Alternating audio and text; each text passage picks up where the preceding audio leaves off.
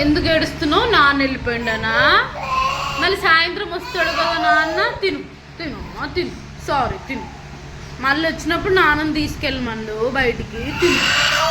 డ్యూటీకి వెళ్ళొద్దా నాన్న? తినమ్మా తిను. డ్యూటీకి వెళ్ళొద్దు నాన్న. బయటికి వెళ్ళొద్దు. నీతోనే ఉండాలా? నేను వంట చేయొద్దు, పని చేయొద్దు, నీతోనే ఉండాలి. తిను తిను. ఈ చిన్నది తీసుకో, ఈ చిన్నది తీసుకో. నా పెద్దది ఇది తీసుకో. నాది ఇయ్యు. ఇది తీసుకో.